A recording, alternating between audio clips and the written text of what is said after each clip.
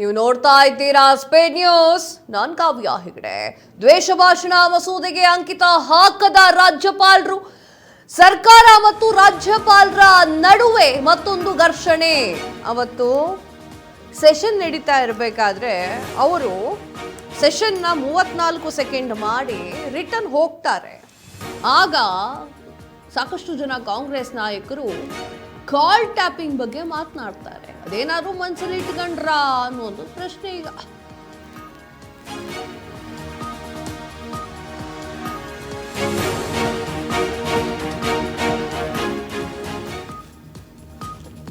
ದ್ವೇಷ ಭಾಷಣ ಮಸೂದೆಗೆ ಅಂಕಿತ ಹಾಕದಂತಹ ರಾಜ್ಯಪಾಲರು, ಸರ್ಕಾರ ಮತ್ತು ರಾಜ್ಯಪಾಲರ ನಡುವೆ ಮತ್ತೊಂದು ಸಂಘರ್ಷ. ಮಸೂದೆ ನಿರಾಕರಣೆಗೆ 28 ಕಾರಣ ನೀಡಿದಂತಹ ರಾಜ್ಯಪಾಲರು, ವಿಧೇಯಕ ಪರಿಶೀಲನೆ ರಾಷ್ಟ್ರಪತಿಗಳಿಗೆ ಕಳಿಸಿದಂತಹ ಗೆಹ್ಲೋಟ್ ಪರಿಶೀಲನೆ ಮಾಡಿ ನಿರ್ಧಾರವನ್ನು ಕೈಗೊಳ್ಳುವಂತೆ ಮನವಿ. ಬಲಾಕ್ಷೇಪಾರ್ಹ ಅಂಶವನ್ನ ಉಲ್ಲೇಖಿಸಿ ರಾಷ್ಟ್ರಪತಿಗಳಿಗೆ ರವಾನೆ ಮಾಡಲಾಗಿದೆ. ಇದು ಚೆನ್ನಾಗಿದೆ. ಏನು ವಿಚಾರ ಏನು? ದ್ವೇಷ ಭಾಷಣಗಳನ್ನ ಯಾರೂ ಕೂಡ ಮಾಡಬಾರ್ದು. ಯಾರು ದ್ವೇಷ ಭಾಷಣವನ್ನ ಮಾಡ್ತಾರೋ ಅಂತವರನ್ನ ಶಿಕ್ಷಿಸುವಂತಹ ಒಂದು ಕಾನೂನನ್ನ ತೆಗೆದುಕೊಂಡು ಬರಬೇಕು ಅಂತ ಹೇಳಿ ಕಾಂಗ್ರೆಸ್ ಸರ್ಕಾರ ಡಿಸೈಡ್ ಮಾಡ್ಕೊಂಡ್ಬಿಟ್ರೆ ಸಾಕ. ಅದಕ್ಕೆ ಗೆಹ್ಲೋಟ್ ಅವರ ರಾಜ್ಯಪಾಲರ ಅಂಕಿತ ಬೀಳಬೇಕು. ಆಗ ಮಾತ್ರ ಮಸೂದೆ ಜಾರಿ ಆಗುತ್ತೆ. ಆದರೆ ಇಲ್ಲಿ ರಾಜ್ಯಪಾಲರು ಈ ಅಂಕಿತವನ್ನು ಹಾಕಲಿಕ್ಕೆ ಹಿನ್ನಡೆ ಮಾಡ್ತಾ ಇದ್ದಾರೆ. ಯಾಕಾಗಿ ಹಾಕ್ತಾ ಇಲ್ಲ ಅಂತಂದ್ರೆ ಅವರು 28 ಕಾರಣಗಳನ್ನು ಕೊಡ್ತಾರೆ ರಾಷ್ಟ್ರಪತಿಗಳಿಗೆ. ಏನು ಅಂತಂದ್ರೆ ಇದರಲ್ಲಿ ಈ ರೀತಿಯಾಗಿ ಮಿಸ್ಯೂಸ್ ಮಾಡಿಕೊಳ್ಳುವಂತಹ ಚಾನ್ಸಸ್ ಜಾಸ್ತಿ ಆಗಿರುತ್ತೆ. ದ್ವೇಷ ಭಾಷಣ ಅಂತಂದ್ರೆ ಒಂದು ಲಿಮಿಟೇಷನ್ಸ್ ಇರಬೇಕು. ಆ ಲಿಮಿಟೇಷನ್ ದಾಟಿದ ಮೇಲೆ ದ್ವೇಷ ಭಾಷಣಕ್ಕೆ ಯಾವುದೇ ಕಾನೂನು ರೀತಿಯಾಗಿ ಕ್ರಮವನ್ನು ಕೈಗೊಳ್ಳಬೇಕು ಅನ್ನೋದನ್ನು ಬರ್ಕೊಳ್ಬೇಕು. ಇಲ್ಲ ಸುಮ್ಮನೆ ದ್ವೇಷ ಭಾಷಣ ಯಾರು ಏನೋರು ತಿಳ್ಕೊಂಡು ಬಿಟ್ರೆ ಅವ್ರವ್ರ ಮನಸ್ಥಿತಿಗೆ ಹೆಂಗೆ ಬೇಕು ಹಂಗೆ ತಿಳ್ಕೊಂಡ್ಬಿಟ್ಟು ಇದು ದ್ವೇಷ ಭಾಷಣ ಅಂತ ಕೂತ್ಕೊಂಡ್ರೆ ಆಗಲ್ಲ ಅಲ್ವಾ? ಆ ರೀತಿಯ ಕಾರಣವನ್ನು ಕೊಟ್ಟು, ಈ ರೀತಿಯ ಕಾರಣಗಳನ್ನು ಹೇಳಿ 28 ಕಾರಣಗಳನ್ನು ಕೊಟ್ಟು ರಾಷ್ಟ್ರಪತಿಗಳಿಗೆ ರಾಜ್ಯಪಾಲರು ತಿಳಿಸಿದ್ದಾರೆ. ಇಲ್ಲಿ ನಾವು ಯೋಚನೆ ಮಾಡಬೇಕಾಗಿರುವಂತಹ ವಿಚಾರ ಏನು ಅಂದರೆ, ಅವತ್ತು ಸೆಷನ್ನಲ್ಲಿ ರಾಜ್ಯಪಾಲರು ಭಾಷಣವನ್ನು ಮಾಡ್ತಾರೆ. ಭಾಷಣವನ್ನು ಮಾಡಿ ಮಧ್ಯದಲ್ಲಿ ಮೊಟಕುಗೊಳಿಸಿ ಹೊರಡಬೇಕಾದ್ರೆ ಸಾಕಷ್ಟು ಜನ ಕಾಂಗ್ರೆಸ್ನ ನಾಯಕರು ಏನು ಹೇಳ್ತಾರೆ ಅಂತಂದರೆ, ಕೇಂದ್ರದಿಂದ ಕಾಲ್ ಬಂದಿದೆ ಅನ್ಕೊಳ್ತೇನೆ, ಅದಕ್ಕೆ ಅವರು ಹೋದ್ರು ಅನ್ನುವಂತಹ ಮಾತನ್ನ ಉಪಯೋಗಿಸ್ತಾರೆ. ಸೊ ಇದೆಲ್ಲವನ್ನೂ ಕೂಡ ರಾಜ್ಯಪಾಲರು ಮನಸ್ಸಿಗೆ ತಗೊಂಡ್ರ ಅಥವಾ ಅದು ಯಾವುದಕ್ಕೂ ಕೂಡ ತಲೆ ಕೆಡಿಸ್ಕೊಳ್ಳದೆ ತಮ್ಮ ಡಿಸಿಷನ್ ತೆಗೆದುಕೊಂಡ್ರ ಅದನ್ನು ನೋಡಬೇಕು. ಮುಂದೆ ಕಾದು ನೋಡ್ಬೇಕಾಗ್ತದೆ.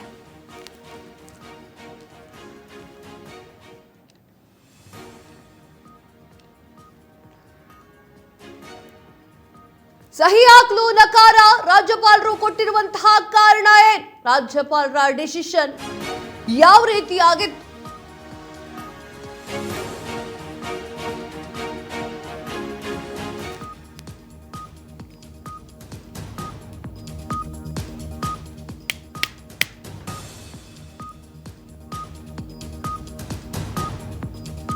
ಸಹಿ ಹಾಕಲು ನಕಾರ. ರಾಜ್ಯಪಾಲರು ಕೊಟ್ಟ ಕಾರಣವೇನು? ದ್ವೇಷ ಭಾಷಣ ತಡೆ ಬಿಲ್ ಅಲ್ಲಿ 28 ಅಂಶವನ್ನ ಉಲ್ಲೇಖಿಸಿದಂತಹ ಗೆಹ್ಲೋಟ್ ದ್ವೇಷ ಭಾಷಣ ತಡೆ ಮಸೂದೆ ವ್ಯಾಖ್ಯಾನ ಆಸ್ಪದವಾಗಿ ಸ್ಪಷ್ಟವಾಗಿ ಹೇಳಿದ್ದಾರೆ. ಉಭಯ ಸದನದಲ್ಲಿ ಅರ್ಥಪೂರ್ಣವಾಗಿ ಚರ್ಚೆಯಾಗಿಲ್ಲ. ಮಸೂದೆ ಮಿತಿ ಮೀರಿದಂತಹ ಭಯಾನಕ ಪರಿಣಾಮ ಬೀರಲಿದೆ. ಅಭಿವ್ಯಕ್ತಿ ಸ್ವಾತಂತ್ರ್ಯ, ಮೂಲಭೂತ ಹಕ್ಕು ಕಸಿಯುವಂತಹ ಸಾಧ್ಯತೆ ಇದೆ. ಇನ್ನು ಸಾಕಷ್ಟು ವಿಚಾರದ ಬಗ್ಗೆ ಹೇಳಿದ್ರು. ಕಾನೂನನ್ನ ದುರುಪಯೋಗ ಪಡಿಸಿಕೊಳ್ಳುವಂಥದ್ದು ಸಾಕಷ್ಟು ಇರುತ್ತೆ. ಆ ಕಾರಣದಿಂದ ಈ ಮಸೂದೆಗೆ ಅಂಕಿತ ಹಾಕಲಿಲ್ಲ ನಾನು. ರಾಜ್ಯಪಾಲರ ನಕಾರ. ವಿಧೇಯಕದಲ್ಲಿ ಕಾನೂನಾತ್ಮಕ ಸಮಸ್ಯೆಗಳು ಇದೆ ಅಂತ ಹೇಳಿ ಗೆಹ್ಲೋಟ್ ಅವರು ಹೇಳಿದ್ದಾರೆ. ಇವರು ಯಾವ ರೀತಿಯಾಗಿ ಹೇಳ್ತಾ ಇದ್ದಾರೆ ಅಂತಂದ್ರೆ, ರಾಜ್ಯಪಾಲರು ಎಲ್ರಿಗೂ ಕೂಡ ನಮ್ಮ ಸಂವಿಧಾನ ವಾಕ್ ಸ್ವಾತಂತ್ರ್ಯವನ್ನ ಕೊಟ್ಟಿದೆ. ಎಸ್, ಯಾರು ಬೇಕಾದ್ರೂ ಹೇಗೆ ಬೇಕಾದ್ರೂ ಮಾತನಾಡಬಹುದು. ವಾಕ್ ಸ್ವಾತಂತ್ರ್ಯ ಅಂದ್ರೆ ಕೆಟ್ಟ ಪದಗಳನ್ನು ಬಳಕೆ ಮಾಡಬಾರದು, ತಮ್ಮ ಮನಸ್ಸಿನಲ್ಲಿರುವಂಥದ್ದನ್ನು ಹೇಳಬಹುದು. ಇದಕ್ಕೆ ವಾಕ್ ಸ್ವಾತಂತ್ರ್ಯ ಅಂತ ಹೇಳ್ತಾರೆ. ಭಾರತದಲ್ಲಿ ವಾಕ್ ಸ್ವಾತಂತ್ರ್ಯ ಇದೆ. ಕರ್ನಾಟಕ ಏನು ಭಾರತದಲ್ಲಿದೆಯೋ ಬೇರೆದ್ರಲ್ಲಿದೆಯೋ? ಕರ್ನಾಟಕ ಎಲ್ಲಿದೆ? ಭಾರತದಲ್ಲೇ ಇದೆ. ಸೊ ಅವನು ರೀತಿಯಲ್ಲಿ ವಾಕ್ ಸ್ವಾತಂತ್ರ್ಯ ಕೊಟ್ಟಾಗ ಒಂದು ವಾಕ್ ಸ್ವಾತಂತ್ರ್ಯವನ್ನ ತಡೆ ಹಿಡಿದಂಗಾಗತ್ತೆ. ಇದಕ್ಕೇನಾದ್ರೂ ನಾನು ಸಹಿ ಹಾಕಿದ್ರೆ ಇನ್ನೊಂದು ತಿಳ್ಕೊಳ್ಳೋರ್ ಭಾವನೆ ಮೇಲೆ ಡಿಪೆಂಡ್ ಆಗಿರುತ್ತೆ. ಅವನು ಹೆಂಗೆ ತಿಳ್ಕೊಂಡ್ರೆ ನಾವೇನು ಮಾಡಬೇಕಾಗತ್ತೆ? ಆ ಥರವೂ ಕೂಡ ಯೋಚನೆ ಮಾಡಿದ್ದಾರೆ. ಈ ವಿಧೇಯಕವನ್ನ ನಾನು ಅಂಗೀಕಾರ ಮಾಡಿದ್ರೆ ಲಾಭಕ್ಕಿಂತ ಜಾಸ್ತಿ ದ್ವೇಷವೇ ಹುಟ್ಟುಕೊಳ್ಳುತ್ತೆ ಅನ್ನುವಂತಹ ದೃಷ್ಟಿಯಿಂದ ನಾನು ಆ ಕಾರಣಕ್ಕಾಗಿ ಅಂಗೀಕಾರ ಮಾಡ್ತಾ ಇಲ್ಲ, ಅಂಕಿತವನ್ನ ಕೊಡ್ತಾ ಇಲ್ಲ ಅಂತ ಹೇಳಿ ಅವರು ಸ್ಪಷ್ಟನೆಯನ್ನ ನೀಡಿದ್ರು.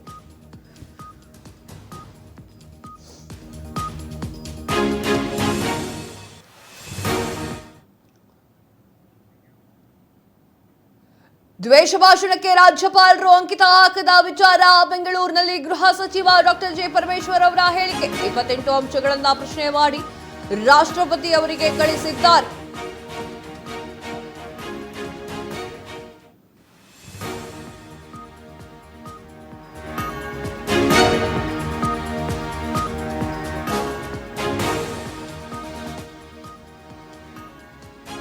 ದ್ವೇಷ ಭಾಷಣಕ್ಕೆ ರಾಜ್ಯಪಾಲರು ಅಂಕಿತ ಹಾಕದ ವಿಚಾರ ಬೆಂಗಳೂರಿನಲ್ಲಿ ಗೃಹ ಸಚಿವ ಡಾಕ್ಟರ್ ಜಿ ಪರಮೇಶ್ವರ್ ಅವರ ಹೇಳಿಕೆ. 28 ಅಂಶಗಳನ್ನ ಪ್ರಶ್ನೆ ಮಾಡಿ ರಾಷ್ಟ್ರಪತಿ ಅವರಿಗೆ ಕಳಿಸಿದ್ದ. ರಾಷ್ಟ್ರಪತಿಗಳು ಪರಿಶೀಲನೆಯನ್ನ ಮಾಡಿ ವಾಪಸ್ ಕಳಿಸುತ್ತಾರಾ ಅನ್ನುವಂತಹ ಪ್ರಶ್ನೆ. ವಾಕ್ ಸ್ವಾತಂತ್ರ್ಯ ಇದೆ, ಏನು ಬೇಕಾದರೂ ಮಾತನಾಡಬಹುದು. ಸಮಾಜದ ಮೇಲೆ ಅದು ಯಾವ ರೀತಿಯ ಪರಿಣಾಮ ಬೀರುತ್ತೆ, ಇದಕ್ಕೆ ಕಡಿವಾಣ ಹಾಕೋದಕ್ಕೆ ಈ ಬಿಲ್ ಅನ್ನ ನಾವು ತಂದಿದ್ದು. ಬೆಂಗಳೂರಿನಲ್ಲಿ ಗೃಹ ಸಚಿವ ಡಾಕ್ಟರ್ ಜಿ ಪರಮೇಶ್ವರ್ ಅವರ ಹೇಳಿಕೆ.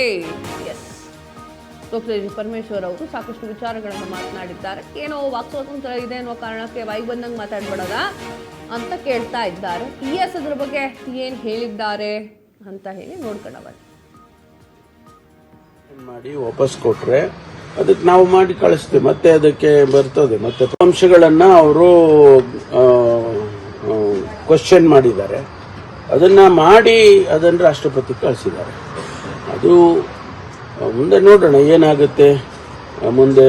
ಅಲ್ಲಿ ರಾಷ್ಟ್ರಪತಿಯವರು ಏನಾದರೂ ಬೇಗ ಅದಕ್ಕೆ ಅಬ್ಸರ್ವೇಷನ್ ಮಾಡಿ ವಾಪಸ್ ಕೊಟ್ರೆ ಅದಕ್ಕೆ ನಾವು ಮಾಡಿ ಕಳಿಸ್ತೇವೆ, ಮತ್ತೆ ಅದಕ್ಕೆ ಬರ್ತದೆ. ಮತ್ತೆ ಅಂಶಗಳನ್ನ ಅವರು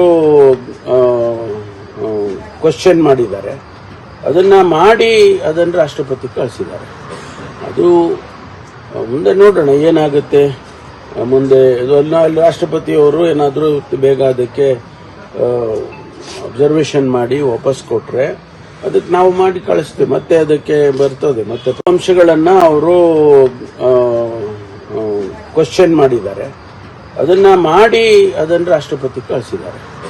ಅದು ಮುಂದೆ ನೋಡೋಣ ಏನಾಗುತ್ತೆ ಮುಂದೆ. ಅಲ್ಲಿ ರಾಷ್ಟ್ರಪತಿಯವರು ಏನಾದರೂ ಬೇಗ ಅದಕ್ಕೆ ಅಬ್ಸರ್ವೇಷನ್ ಮಾಡಿ. ಬೆಂಗಳೂರಿನಲ್ಲಿ ಗೃಹ ಸಚಿವ ಡಾಕ್ಟರ್ ಜಿ ಪರಮೇಶ್ವರ್ ಅವರ ಹೇಳಿಕೆ ಏನಾಗಿತ್ತು ಅಂತಂದ್ರೆ, ಈಗ ವಾಕ್ ಸ್ವಾತಂತ್ರ್ಯ ಇದೆ ಅನ್ನುವಂಥ ಕಾರಣಕ್ಕೆ ಕಂಡ್ಕಂಡವ್ರು ಏನು ಬೇಕಾದರೂ ಮಾತನಾಡಬಹುದಾ, ಆ ರೀತಿಯಾಗಿ ಮಾತನಾಡಕೂಡ್ದು, ದ್ವೇಷ ಭಾಷಣದ ವಿಚಾರವಾಗಿ ಅವ್ರು ಹೇಳಿದ್ದಂಥದ್ದು. ನನ್ನೊಂದು ಮನವಿ ಇದೆ, ಯಾರು ಬೇಕಾದ್ರೂ ತಗೊಳ್ಬಹುದು, ವಿಪಕ್ಷ ಅಥವಾ ವಿರೋಧ ಪಕ್ಷ ಅಥವಾ ಆಡಳಿತ ಪಕ್ಷ. ಈ ಸೋಷಿಯಲ್ ಮೀಡಿಯಾದಲ್ಲಿ ಸಾಕಷ್ಟು ಜನ ಕಿಡಿಗೇಡಿಗಳು ಕಮೆಂಟ್ ಹಾಕ್ತಾರೆ, ಕೆಟ್ಟದಾಗಿ ಅಮ್ಮ ಅಕ್ಕ ಎಲ್ಲ ಸೇರಿಸಿ. ಅದಕ್ಕೂ ಒಂದು ಕಾನೂನು ಮಾಡ್ಕೊಳ್ಳಿ, ಯಾಕಂದರೆ ಹೆಣ್ಣು ಮಕ್ಕಳು ಬದುಕು ಬಾಳ್ಬೇಕು ನಾವುಗಳೆಲ್ಲ. ಆ ಕಮೆಂಟಿಂದ ಕೆಲವೊಂದಿಷ್ಟು ಜನ ನಿದ್ದೆಗೆಟ್ಟಿದ್ದಾರೆ. ಸೊ ಅದನ್ನು ನೋಡ್ಕೊಳ್ಳಿ.